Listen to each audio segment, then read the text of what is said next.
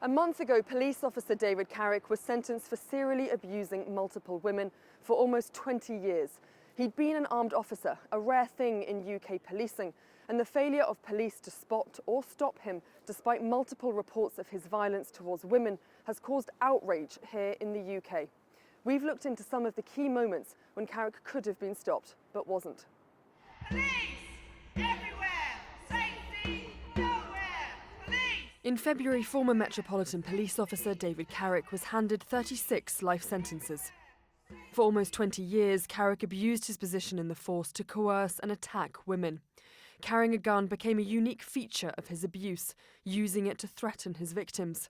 He had been a member of a rare armed section of the UK police, tasked with defending high-profile government buildings and ministers. It still baffles me how a monster was able to wear that uniform. Nathan Bush served in the same unit while Carrick was there. Does it make you reflect differently on your time? It makes me question probably every single person that I work with. After Carrick pleaded guilty to 71 sexual offences, the Met Police admitted Carrick had previously come to theirs and other forces' attention 9 times. We have missed opportunities over time to identify a pattern of abusive behaviour. CNN has spent more than a month looking into those missed opportunities and found that on at least 2 occasions police did not follow their own procedures for handling misconduct and therefore did not miss Carrick's violence but failed to treat it with the severity it deserved, leaving him free to meet further victims. We spoke via text to one of those victims, Darcy-Ann, who met Carrick in 2020. After months of abuse, she reported him to a police station outside of London in July 2021. It's not easy for you to arrive at a police station and tell a policeman I was raped by a policeman.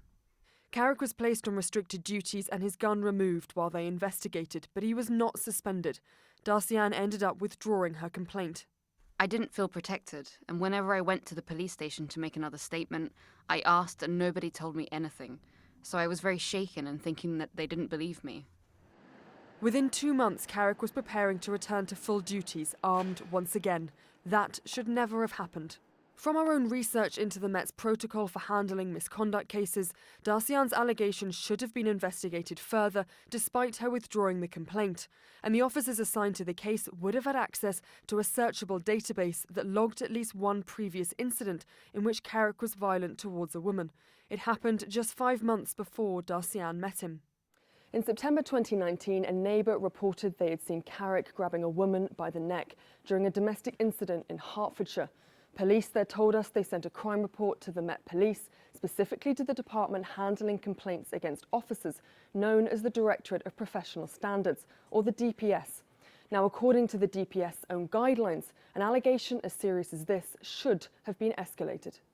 It's domestic abuse, third-party reporting, so clearly it was done in view of other people. And the fact that in 2019, Carrick was carrying a gun, so it should have been escalated because there's a red flag there. But no further action was taken. The victim did not want to pursue charges at the time, but Hertfordshire Police tell CNN that since Carrick's sentencing, they have now come forward with allegations against him. Understand you're under arrest, okay? In October 2021, Carrick was finally arrested again when another woman came forward with a rape allegation 3 months after Darcy-Ann's complaint. I've been a police officer for 20 years. Right. He was charged and Darcy-Ann's case was reopened. And I told God and myself, thank you, Lord, for showing up another victim so now they believe me. She's not alone in this experience. Out of 573 Met Police officers accused of sexual offences by the public over 11 years, just 2 were charged. To add to the horror, the Met has confirmed that 2 of Carrick's colleagues have been placed on restricted duties after contacting one of his victims. Sky News reported they had been sending sexually suggestive messages to her. As yet, no police officer has faced any consequences for failing to stop Carrick for so many years. The UK's police watchdog has now reopened a review into the handling of Carrick's case, despite previously saying they had no cause to investigate. And the force continues to struggle to prove it can keep women safe and hold its officers to account.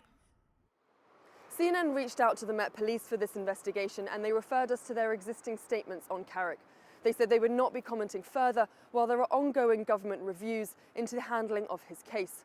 And since Carrick's sentencing, more potential victims have come forward to police. Meanwhile, the Centre for Women's Justice told CNN that some of Carrick's victims are now considering a class action lawsuit against the Met Police. As yet, no police officer has faced any consequences for failing to stop Carrick. Katie Bogley, CNN, London.